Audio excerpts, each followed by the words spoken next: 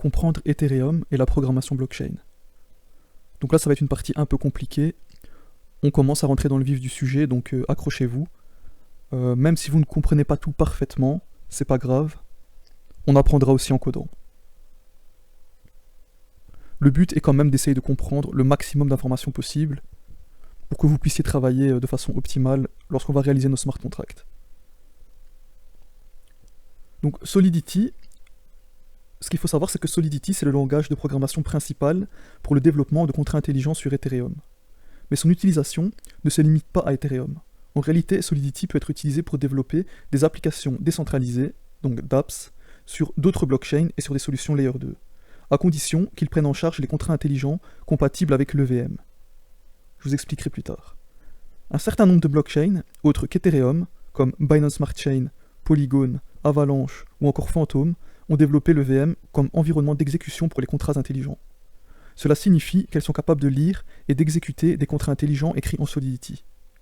Par conséquent, en utilisant Solidity, vous pouvez créer des dApps qui fonctionnent non seulement sur Ethereum, mais aussi sur ces autres blockchains. Donc les smart contracts. La fonctionnalité la plus importante d'Ethereum est la possibilité d'utiliser des smart contracts. Essentiellement, les smart contracts sont des contrats intelligents qui utilisent la technologie blockchain pour garantir leur intégrité et leur immuabilité. Ce qui rend un contrat intelligent, c'est sa capacité à exécuter automatiquement des instructions prédéfinies. Dans ce cas, ce n'est plus le système juridique qui valide les transactions, mais le code informatique lui-même. Si les conditions contractuelles sont satisfaites conformément aux termes établis à l'avance, le code est exécuté et la transaction est réalisée sans nécessité d'intermédiaire. Par exemple, le transfert d'un actif. Pour comprendre toute l'importance de cette innovation, il est nécessaire de revenir au contrat traditionnel tel que défini par le droit. Juridiquement, un contrat est formé lorsqu'une offre est acceptée, ce qui implique la rencontre des parties contractantes. Avec les smart contracts, seule la logique du code informatique décide de l'exécution lorsque les conditions sont remplies. Les smart contracts sont hébergés sur la blockchain, ce qui signifie que leur fonctionnement repose sur cette technologie. C'est grâce à cette blockchain que les transactions deviennent transparentes, impossibles à altérer et irréversibles.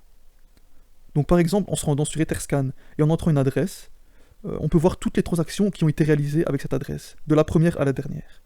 D'ailleurs, on reparlera d'Etherscan plus tard. Les transactions sur Ethereum sont effectuées en utilisant plusieurs paramètres qui définissent les détails de la transaction. Pour le from, l'émetteur, il s'agit de l'adresse du compte qui envoie la transaction. C'est l'adresse à partir de laquelle les fonds seront déduits. To, le destinataire, il s'agit de l'adresse du compte qui recevra les fonds de la transaction. Value, ce paramètre représente la quantité de Wei à envoyer dans la transaction. Le Wei est l'unité de base utilisée pour mesurer la valeur en Ethereum. Un Ether équivaut à 10 exposant 18 Wei. Lorsque vous spécifiez la valeur d'une transaction, elle est généralement définie en Wei.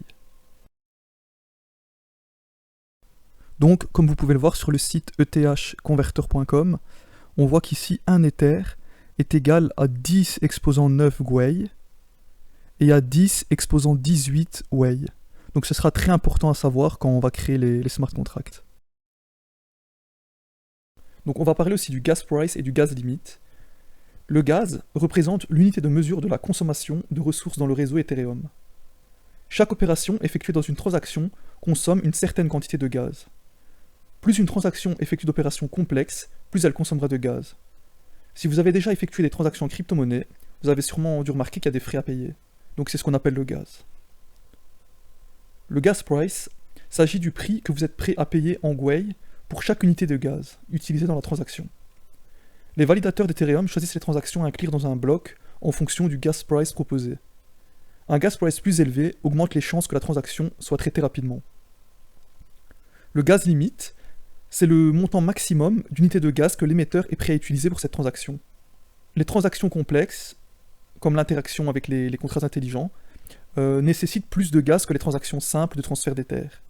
Si une opération consomme plus de gaz que le gaz limite défini, l'opération sera alors annulée. Les data. Ce paramètre est utilisé pour spécifier des données supplémentaires qui peuvent être associées à la transaction. Il peut être utilisé pour effectuer des appels à des contrats intelligents ou pour inclure d'autres informations pertinentes. Le nonce. C'est un nombre attribué à chaque transaction effectuée par une adresse spécifique. Pour la première transaction d'une adresse, le nonce est 0. Pour la deuxième transaction, il est de 1, et ainsi de suite. Cela permet d'éviter les doubles dépenses et garder un ordre précis des transactions. VRS, ce sont les éléments de la signature cryptographique de la transaction. Donc c'est ce qui prouve que la transaction a été créée par le propriétaire de l'adresse de l'émetteur. En utilisant ces paramètres, les utilisateurs d'Ethereum peuvent envoyer des transactions pour effectuer des paiements, interagir avec des contrats intelligents, transférer des tokens ou exécuter d'autres types d'opérations sur la blockchain Ethereum.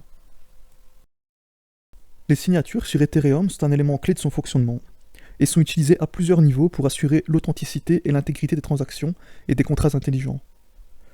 Lorsqu'un utilisateur souhaite envoyer des ETH ou interagir avec un contrat intelligent sur Ethereum, il crée une transaction contenant les détails de l'opération. Cette transaction est ensuite signée à l'aide de la clé privée de l'utilisateur. On en parlera juste après. La signature permet de vérifier que la transaction provient bien de l'expéditeur indiqué et n'a pas été modifiée en cours de route. Les contrats intelligents sur Ethereum peuvent également nécessiter des signatures. Par exemple, un contrat intelligent peut exiger qu'une action soit approuvée par plusieurs utilisateurs avant d'être exécutée. Chaque utilisateur signerait alors un message indiquant son approbation et le contrat intelligent vérifierait ses signatures avant d'exécuter l'action. Les clés privées et les clés publiques. Dans le contexte d'Ethereum, et plus généralement de la cryptographie, une clé privée et une clé publique sont deux parties d'un système de cryptographie appelé cryptographie à clé publique ou cryptographie asymétrique. La clé privée est un secret unique, généralement une longue chaîne de caractères ou de nombres que seul le propriétaire devrait connaître. Dans le cas d'Ethereum, la clé privée est utilisée pour signer des transactions ou des messages, prouvant ainsi que vous êtes bien le propriétaire de la clé et que vous approuvez la transaction ou le message. Il est crucial de garder cette clé privée en sécurité, car toute personne qui obtient votre clé privée peut signer des transactions en votre nom, ce qui signifie qu'elle peut dépenser vos Ethereum. La clé publique est dérivée de la clé privée, mais contrairement à celle-ci, elle peut être partagée librement avec d'autres personnes. On l'utilise pour vérifier les signatures faites avec la clé privée correspondante. Par exemple, si vous signez une transaction avec votre clé privée, quelqu'un d'autre peut utiliser votre clé publique pour vérifier que c'est bien vous qui avez signé la transaction. De plus, la clé publique est utilisée pour générer votre adresse Ethereum, qui est l'identifiant que vous donnez aux gens pour qu'ils puissent vous envoyer de l'Ethereum. Il est essentiel de comprendre que, bien que la clé publique soit dérivée de la clé privée, il est pratiquement impossible de retrouver la clé privée à partir de la clé publique, grâce à la nature unidirectionnelle de l'algorithme de hash utilisé dans ce processus. Donc on a parlé du système de hash dans la vidéo précédente, pour savoir comment fonctionne la blockchain. Donc gardez à l'esprit que la sécurité de vos clés privées est de la plus haute importance. Si vous perdez l'accès à votre clé privée, vous perdez l'accès à vos fonds Ethereum. De même, si quelqu'un d'autre obtient votre clé privée, il peut accéder et dépenser vos fonds. Par conséquent, la clé privée doit être stockée en toute sécurité et jamais partagée. Donc un élément important à savoir est que Ethereum est passé du Proof of Work au Proof of Stake. Donc on a vu que pour le Proof of Work, on a besoin de mineurs pour sécuriser les transactions. Par contre, pour le Proof of Stake, on aura besoin de validateurs. Les mécanismes Proof of Stake exigent que les validateurs détiennent et mettent en jeu des jetons pour avoir le privilège de gagner des frais de transaction. La sécurité est primordiale dans le système Proof of Stake. Tout comme le Proof of Work, le Proof of Stake répond à un enjeu essentiel dans le domaine des crypto-monnaies. Assurer l'intégrité de la blockchain, qui est le fondement des transactions numériques et des échanges monétaires virtuels. Mais c'est une solution plus écologique étant donné qu'on n'a pas besoin de grandes puissances de calcul comme pour le réseau Bitcoin. Les utilisateurs sont encouragés à participer à ce consensus de différentes manières, y compris en recevant des récompenses sous la forme de tokens qui représentent les jetons de la crypto-monnaie. Prenons l'exemple d'Ethereum. Pour avoir une chance de vérifier les transactions d'un bloc et donc de recevoir la récompense associée, les validateurs doivent verrouiller 32 Ethers qu'ils ne peuvent pas dépenser. La blockchain utilise ces Ethers pour sécuriser le réseau. Cependant, il est possible de participer au réseau sans posséder 32 Ethereum. En effet, il existe des plateformes qui s'occupent de cette tâche pour vous, tout en vous permettant de stacker vos ETH. En déléguant vos ETH à une plateforme, ceux-ci sont déposés dans un smart contract avec les ETH d'autres utilisateurs, ce qui permet d'amortir les coûts sans réduire les récompenses reçues. Les pools de transactions, aussi appelés mempools, sont une composante clé du fonctionnement des blockchains comme Bitcoin et Ethereum. Ils servent d'endroit où les transactions non confirmées sont stockées en attendant d'être incluses dans un bloc par un validateur. Lorsqu'un utilisateur souhaite effectuer une transaction, il crée une transaction et la signe avec sa clé privée. Cette transaction contient les informations nécessaires comme l'adresse de l'expéditeur, celle du destinataire, le montant de la transaction et les frais de transaction. Un validateur qui a été sélectionné pour créer le prochain bloc choisit ensuite un ensemble de transactions à partir de sa même pool. Tout comme dans le Proof of Work, les transactions avec des frais plus élevés sont généralement sélectionnées en premier car cela récompense le validateur. Le validateur crée un nouveau bloc avec les transactions sélectionnées et le signe avec sa clé privée. Le nouveau bloc est ensuite validé par d'autres validateurs. Une fois qu'un certain nombre de validateurs ont approuvé le bloc est alors ajouté à la blockchain. Les transactions incluses dans ce bloc sont alors considérées comme confirmées et sont retirées de la même pool. Les pools de transactions sont donc une partie essentielle du processus de transaction des blockchains. Ils permettent d'assurer que toutes les transactions sont valides et traitées de manière juste et efficace. Donc ici, nous voici sur le site blockchain.com, et donc on peut voir en direct toutes les transactions qui sont en attente d'être confirmées, et on peut voir que la blockchain Ethereum est surchargée. Chaque seconde, il y a plusieurs transactions qui sont en attente.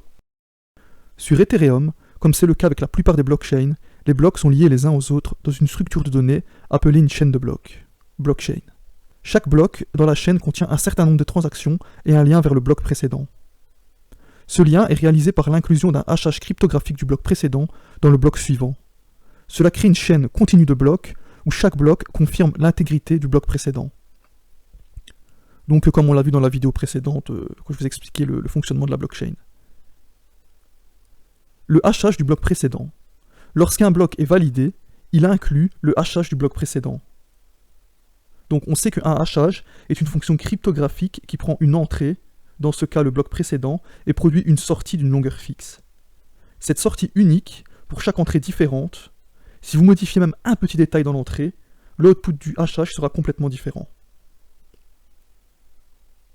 La création de la chaîne de blocs. Donc parce que chaque bloc contient le hachage du bloc précédent, il est possible de suivre ces hachages pour retracer la chaîne complète de blocs jusqu'au bloc Genesis, le premier bloc de la chaîne. La sécurité de la chaîne des blocs. Ce mécanisme de liaison des blocs entre eux assure l'intégrité et la sécurité de la chaîne des blocs. Si quelqu'un tentait de modifier une transaction dans un bloc précédent, cela changerait le hachage de ce bloc. Par conséquent, le hachage stocké dans le bloc suivant ne correspondrait plus et il serait évident que le bloc a été modifié. De plus, puisque la modification d'un bloc nécessiterait de modifier tous les blocs suivants pour que les hachages correspondent, il est pratiquement impossible de modifier frauduleusement une transaction une fois qu'elle a été incluse dans un bloc. C'est ainsi que les blocs sur Ethereum sont liés les uns aux autres pour former une chaîne de blocs sécurisée et inaltérable. Donc ici, voici un schéma de ce qui se passe avec notre code, donc de la manière dont il est compilé. On sait que Solidity est utilisé pour écrire des applications qui s'exécutent sur l'EVM, donc l'EVM, l'Ethereum Virtual Machine. Donc chaque contrat intelligent est compilé en bytecode pour pouvoir être exécuté sur l'EVM. Le bytecode, c'est une forme de code d'instruction qui est conçue pour être facilement exécuté par une machine. Dans le contexte d'Ethereum, après qu'un contrat a été écrit en Solidity, il est compilé en bytecode pour être déployé sur la blockchain. Ce bytecode est ce qui est réellement exécuté par l'EVM. C'est une représentation bas niveau du contrat qui est indépendante de la machine et qui peut être exécutée efficacement. L'EVM, c'est l'environnement d'exécution pour les contrats intelligents dans Ethereum. Il s'agit d'une machine virtuelle Turing complète qui permet à quiconque d'exécuter un programme, quel que soit le langage de programmation dans lequel il a été écrit, à condition qu'il ait été compilé en bytecode Ethereum. Lorsqu'un contrat intelligent est exécuté, chaque nœud du réseau Ethereum exécute le même contrat en utilisant leur instance de l'EVM. Cela garantit que tout le monde sur le réseau est d'accord sur le résultat de l'exécution du contrat, ce qui est crucial pour le consensus du réseau. Il est important de noter que chaque opération qui s'exécute sur l'EVM a un coût en gaz, qui est payé en Ether. Cela comprend les calculs, l'écriture ou la lecture dans le stockage, ainsi que l'envoi des messages à d'autres contrats. En résumé, le processus est le suivant. Un développeur écrit un contrat intelligent en Solidity, ce contrat est ensuite compilé en bytecode, qui est ensuite déployé sur la blockchain Ethereum. Lorsqu'un utilisateur interagit avec ce contrat, ce bytecode est utilisé sur l'EVM de chaque nœud du réseau Ethereum. Donc voilà, même si vous n'avez pas tout compris, c'est pas grave, on va apprendre en codant. Vous pouvez quand même revisionner la vidéo et si vous ne comprenez pas la totalité, ne vous inquiétez pas. comme je l'ai dit, on apprendra aussi en pratiquant.